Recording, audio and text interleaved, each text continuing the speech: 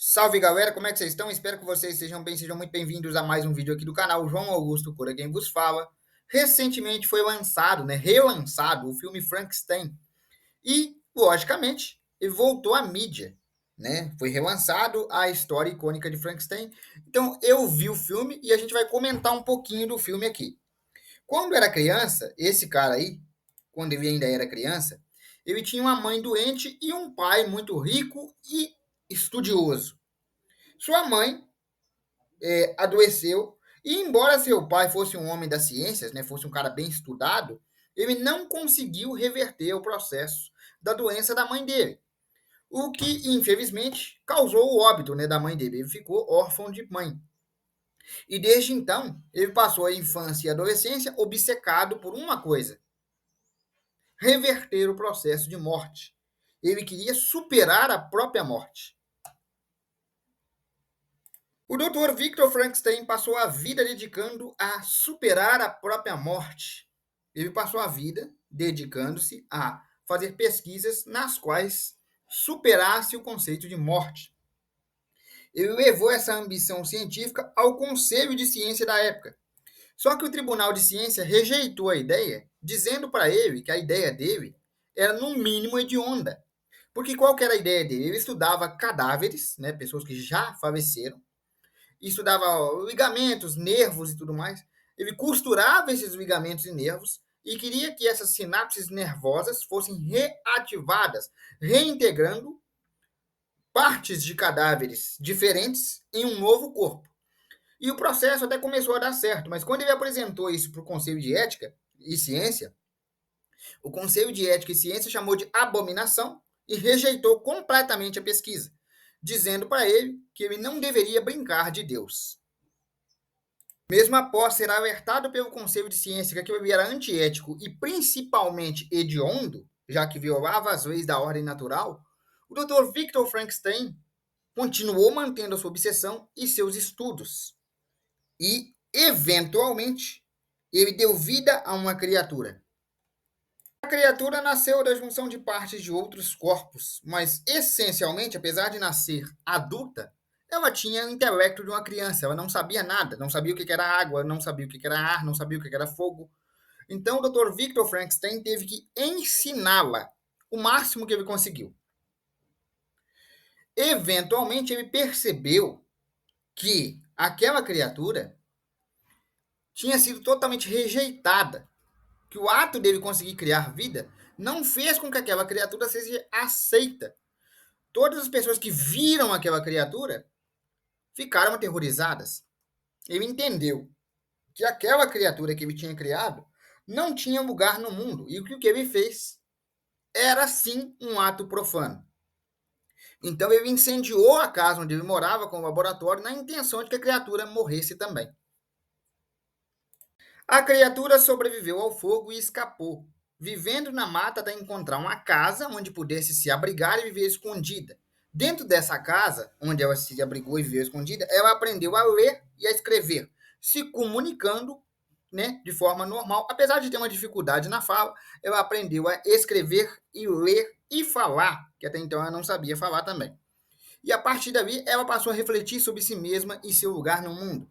Então ela decidiu que iria voltar para suas origens, ou seja, ela ia voltar para o Dr. Victor, porque a criatura achava que agora que ela entendia melhor o mundo, o seu pai, digamos assim, ia aceitá-la. Mesmo sabendo falar, se comunicando melhor e tendo uma melhor compreensão do mundo ao seu redor, novamente a criatura foi rejeitada devido à sua aparência e devido à sua total abominação de criação, já que ela foi criada com partes de cadáveres. Então o Dr. Victor Frankenstein e todos os outros que estavam no local rejeitaram a criatura novamente. E ela novamente fugiu, rejeitada, entrando em solidão e desordem cognitiva. Porque a partir dali, ela entendeu que ela não seria aceita no mundo nunca.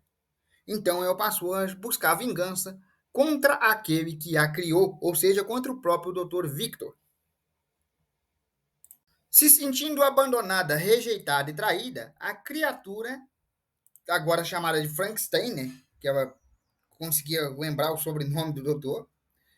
Ela voltou até a casa do doutor Victor Frankenstein, só que ela não voltou para ser aceita. Ela voltou querendo vingança. E o que, que ela fez? Ela matou o William, que era o irmão do doutor Victor. E ela fez isso matando ele estrangulado. Depois ela foi até a Justine, que era a criada da família, e matou a Justine também. Depois ele foi até o Harry, que era um dos amigos do Victor, e também o matou. E quanto à esposa do Dr. Victor, a Elizabeth, ele esperou a noite de núpcias deles para aparecer na noite de núpcias, onde eles, né, iam consumar o casamento, e matar a noiva, né, a mulher do Dr. Victor, na noite de núpcias. Depois de concluir o que chamou de vingança, o Dr. Victor Frankenstein, desolado, foi caçar a própria criatura. Ele foi caçar a própria criatura porque ele se sentia responsável pelos fatos ocorridos. Então ele seguiu a criatura, né, o Frankenstein, até o Ártico. Mas infelizmente, antes que ele pudesse alcançar a própria criatura, a própria criação, ele morreu de hipotermia. Ele não aguentou o frio.